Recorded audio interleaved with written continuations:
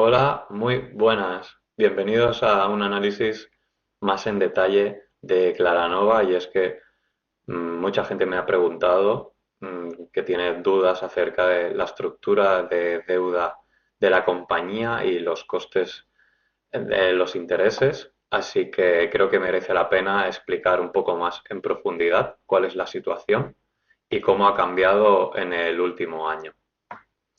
Como siempre, recordad que nada de esto es una recomendación ni un asesoramiento financiero.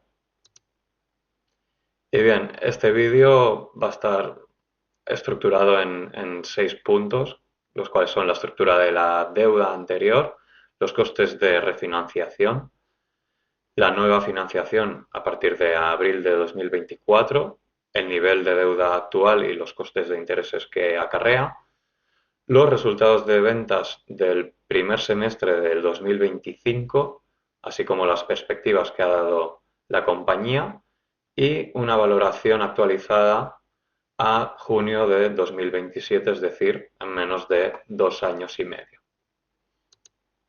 La deuda que teníamos hace poco más de un año era sobre todo con estos 3 bonos que suponían Ocean, pesaba, bueno, era un importe de 93 millones, Euro PP de 20,19 y Ornan de 28,5.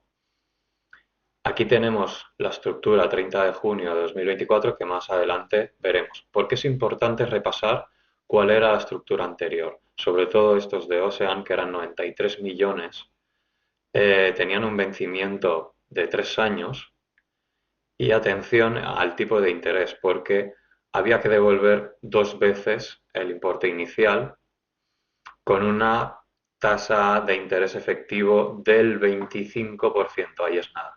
Entonces, es normal que este tipo de interés tan alto pues acarreara unos intereses muy altos y fuera una rémora para el negocio, obviamente. Aquí lo podemos ver, esto es un cuadro de Market Screener, como en los últimos años, pese a tener un EBITDA creciente, pues los gastos de intereses 22 millones, 28, 34, se comían todos los beneficios y la cuenta de resultados final generaba pérdidas. Este negocio en los últimos años ha tenido pérdidas. Entonces, como decíamos, en abril de 2024 refinanciaron hasta 108 millones con Chain Capital, que les extendió un préstamo y gracias a este préstamo pues repagaron todos los bonos anteriores y además pequeños importes de otras deudas añadidas que tenían. Esto solo para recordar los gastos, los sobrecostes que tuvo en 2024. Podemos ver este pico que ya fue demasiado, fue por los sobrecostes incluso de cancelación de 23 millones de euros de los Ocean Bonds, lo cual, como decíamos, resultó en un periodo negativo por 12 millones de euros en 2024. De nuevo, vemos cómo los intereses en los últimos años hacían que los beneficios fueran negativos. Con la nueva financiación han quedado 100 millones de Chain, del préstamo de Chain Capital y otros prestamistas por valor de 35 millones, más un interés acumulado de vengados de 4 millones de euros. Tenemos que al 30 de junio del 2024 había una deuda de unos 139 millones. Hay que recordar que la caja en ese momento era de 37 millones de euros, por lo tanto la deuda neta era de unos 100 millones más o menos y la capitalización bursátil de Claranova es de 80 millones. Vayamos pues a ver cuáles son los otros prestamistas, esos 35 millones. 14,6 pertenecen a Cathay, 12,1 a SAR, 6,5 a BPI y 2 millones se los deben al gobierno francés. De los 100 millones que deben a Chain, ¿qué tipo de interés tenemos? Pues tenemos tipo de interés del 6,5 anual más el Euribor a 3 meses, que es del 2,5%. Y además otro coste del 3,5%, del 3,75% anual pagable a vencimiento, o si se va pagando en cada ventana de pago, se rebaja al 3,25. En agregado, todas las condiciones dan un tipo de interés del 12,25. Obviamente es un tipo de interés muy alto, pero está muy por debajo de ese 25% anterior que tenían en el ejercicio fiscal 2024. Vale, pues de los 35 millones, ahora volvemos a los otros créditos que tenemos, resulta que en noviembre del 2024 ya han vencido 2,7 millones.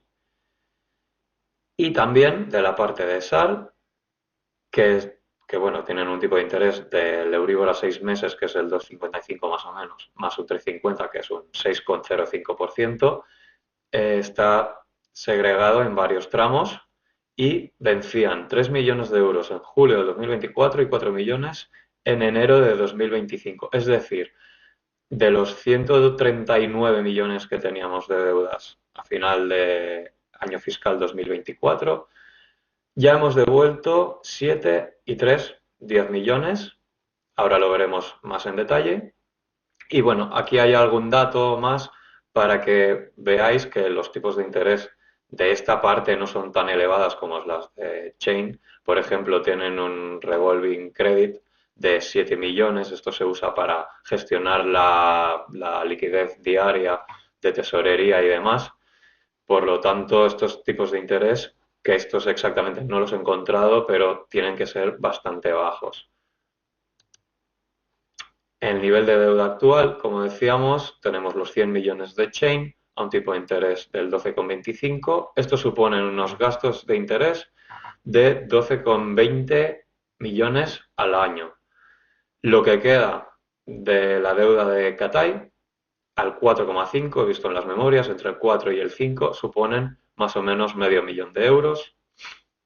Lo que queda a día de hoy de SAR a un tipo de interés del 6,05 suponen 0,3 millones, la deuda de BPI son 0,13 millones de euros y la deuda del gobierno francés la ha puesto alta para ser un poco más conservador, bueno, serían 0,1 millones. Vale, la suma de todo, a día de hoy, de toda la deuda que tenemos, es de 13,3 millones, sobre un importe bruto de 125,2 millones. Aquí también le he quitado lo que ha ido venciendo y también le he quitado aquellos intereses que teníamos devengados pendientes de pago. La nueva estructura de financiación, no ha pasado desapercibida. Incluso Market Screener, que como veis hay cosas que están muy mal, por ejemplo, que 46 menos 17 sean 16 en vez de 29, o que 53 menos 19 sean 21, pero incluso aquí pues han actualizado las previsiones de los analistas y vemos que los intereses, por lo menos en el primer año, pues han dicho que van a ser de 17. Este año van a ser superiores a 13 porque han ido venciendo paulatinamente algunos tranches, algunos importes de deuda, pero yo creo que en los años siguientes sí que veremos un pago de intereses de 13 millones o incluso inferior.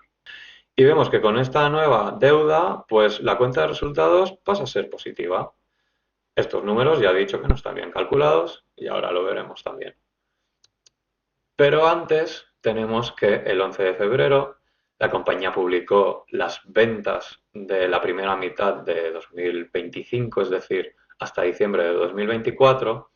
Y como dije en el anterior vídeo, la división de My Devices está puesta a la venta, con lo que han decidido no incluirla en la consolidación de la compañía y para igualarlo ya han puesto que las ventas del año pasado fueron de 0 millones, entonces Las ventas totales este año han retrocedido ligeramente, se han mantenido, más o menos podríamos decir, y nos adelantan que para la publicación del 27 de marzo de este año, que van a publicar pues la cuenta de resultados entera de este primer semestre, el EBITDA, el margen EBITDA va a crecer en más de un 10%. Y también han confirmado los guidance para junio de 2027 con un crecimiento anualizado de las ventas de entre el 5 y el 8% hasta 575 o 625 millones de euros, acompañados de un margen EBITDA mínimo del 13% y máximo del 15%,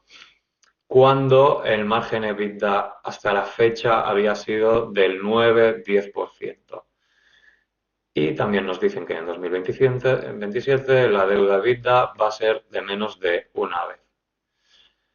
Ventas en este baremo y EBITDA con estos márgenes supone un EBITDA 2027 de entre 75 y 94 millones.